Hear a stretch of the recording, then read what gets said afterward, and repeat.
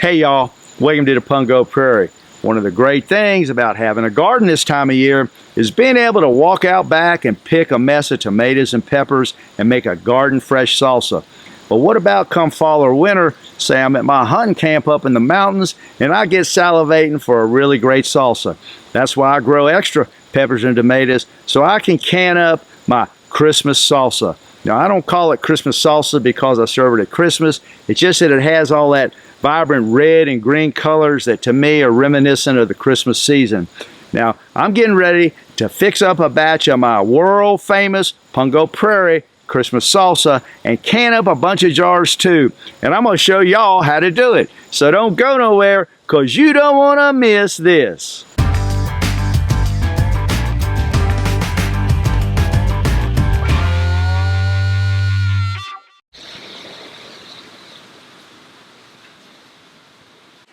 Okay, we got our nice bounty of fresh tomatoes and peppers from the garden here, which includes, of course, a variety of different vine-ripened tomatoes.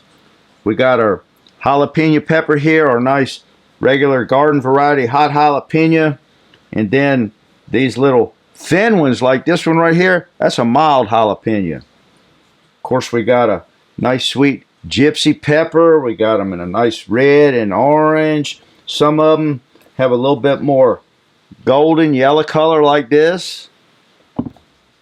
Got some green pepper that's going in there.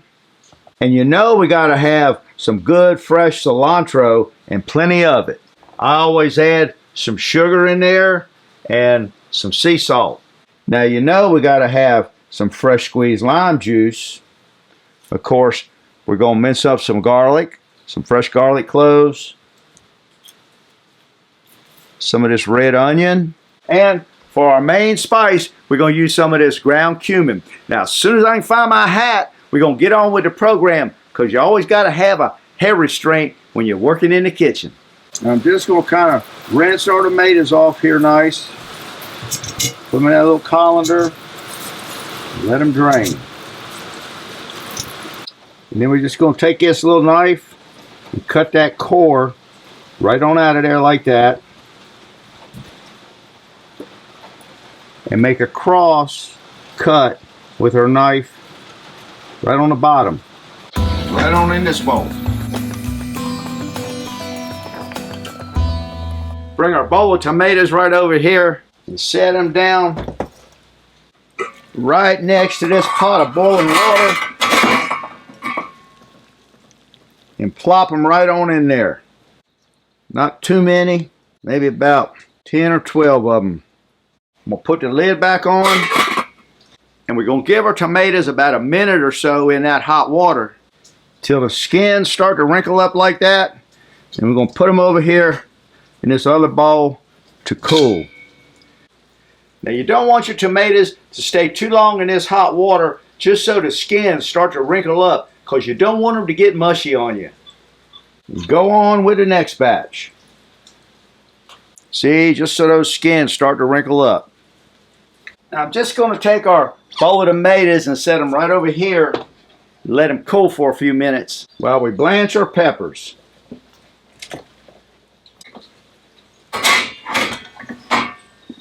Get them out of there. Get the rest of them.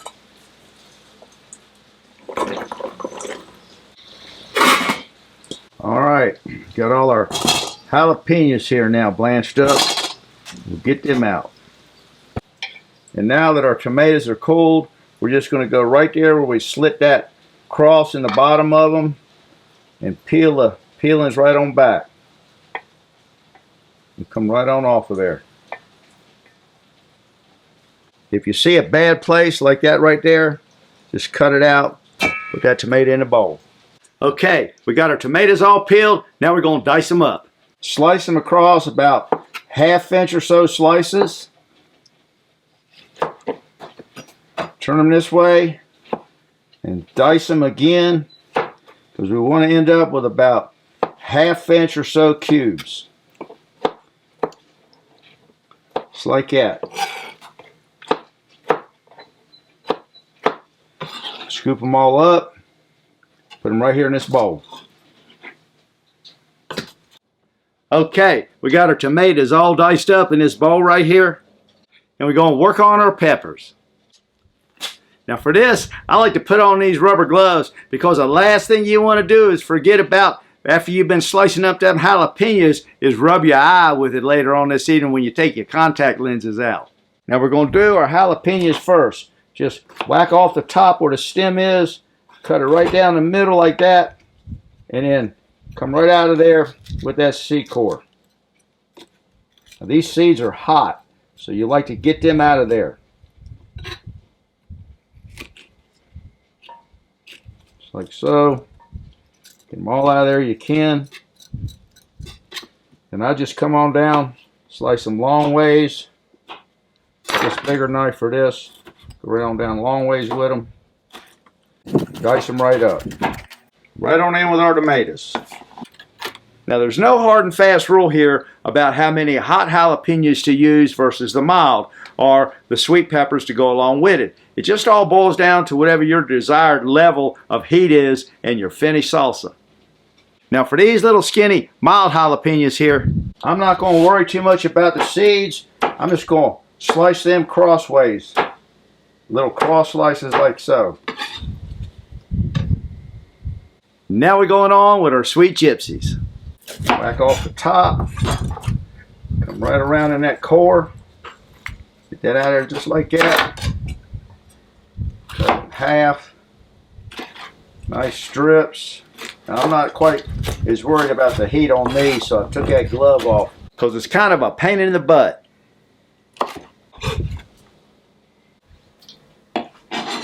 Now the last pepper, our sweet green bell.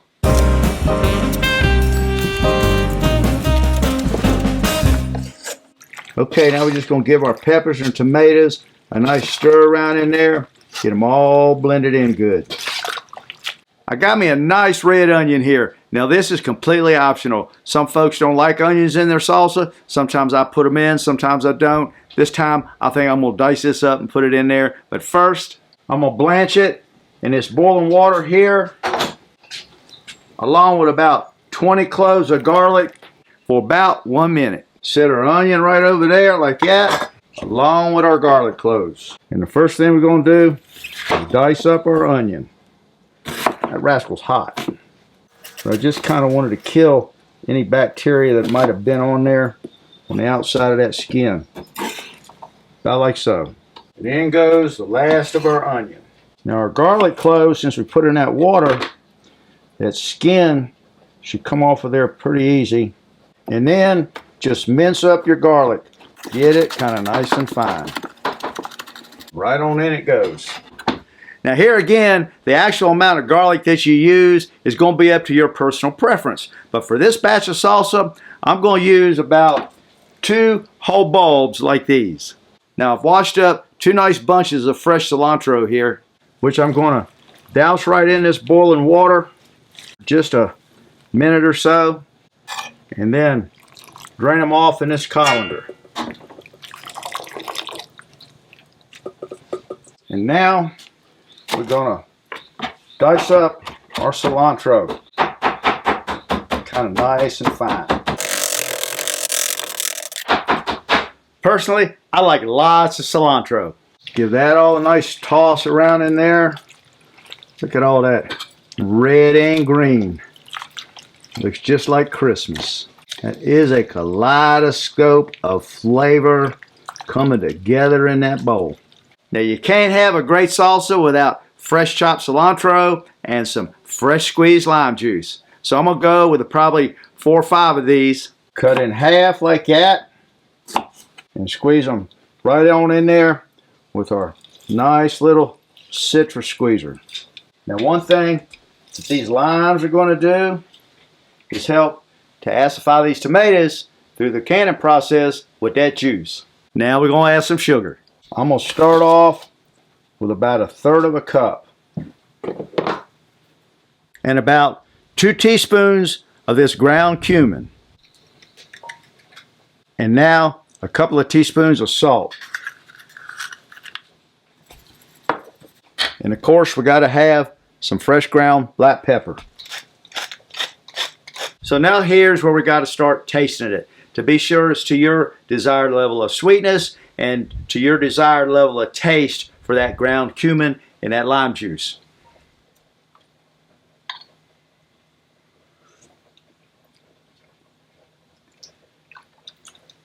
I think we're there with the sweetness, maybe a little bit more sugar, but we're definitely going to need some more cumin to suit me. I'm going with another 2 teaspoons. Now I'm just tasting the juice. You don't even really have to eat the tomatoes because the juice in here is going to tell you just about everything you need to know.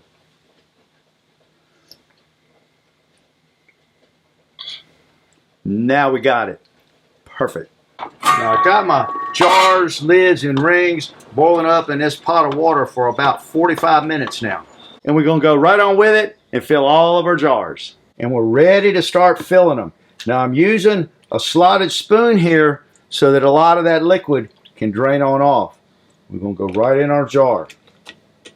And we're going to fill them to about the bottom of our funnel. And I want to leave about a ½ inch or so. And we do want enough of that juice in there to kind of get all around in the peppers and tomatoes good. And add a ¼ teaspoon to this pint of this citric acid right on top.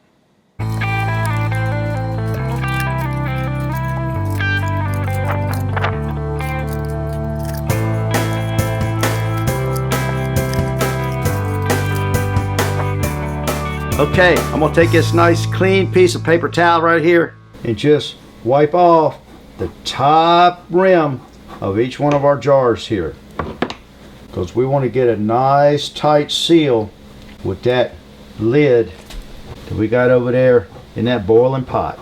We're going to retrieve our lid, just dry it off a little bit right on that gasket and right on top. Screw that right on down. Get a nice even thread seal. And go right down here in the pressure cooker. It's got a rack in the bottom. And number 8 right down here in the middle.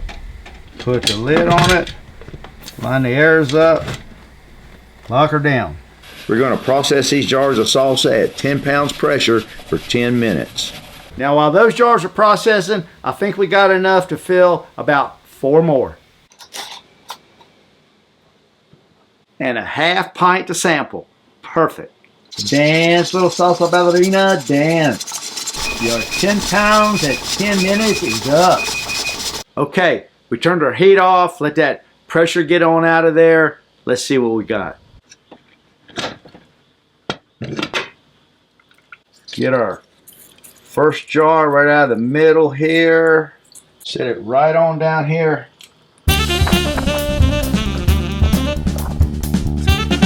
Number 8. Now we're just going to let them 8 jars cool out there. We'll put these other 4 in that ½ pint in our pressure cooker. Let them process. We're going to let these cool out overnight along with these when we get them out of there, and come back and check them in the morning. As you can see, our jars of salsa have had a chance to cool down overnight, giving our lids a nice tight seal. But before we crack into that sample ½ pint jar to see how it turned out, we got to have some great tortilla chips to go along with it. That's why I'm going to fry up a fresh batch of yellow corn tortilla chips right here in the Pungo Prairie Saloon. Now we're just going to take a little stack of about a dozen or so of these yellow corn tortillas, cut them in half, and then quarter them just like so. And now we're just going to drop them in one by one into our oil here that we've got preheated to 350 degrees. Kind of keep them separated. Get that batch a little doused down in that oil with that spoon. And we're just going to fry them up to a nice golden brown. And then we're going to bring them out of the oil just a little before we think they're actually done, because they're going to keep on cooking there for a minute. Let that oil drain off right there. Set that basket like so. And now we're just going to scoop them out and put them right here in this brown paper sack. Now we're just gonna take our brown paper sack, roll them chips around in there like so, blot that oil off of them. Right on into our bowl here. Now, is that a pretty bowl of tortilla chips or what? Okay, let's see what we got.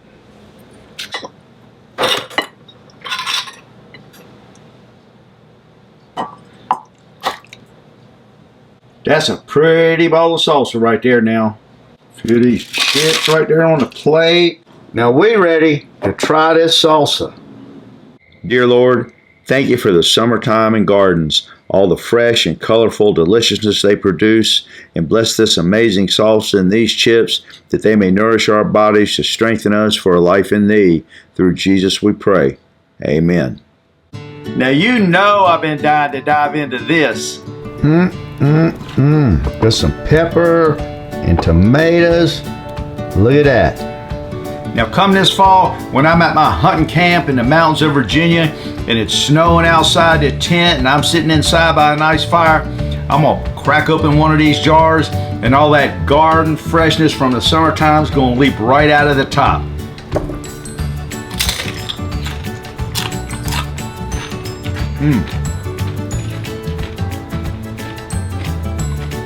Oh my. Now I'm gonna tell you something. That salsa's got some sass. And that, niñas and niños, is what's cooking on the Pungo Prairie.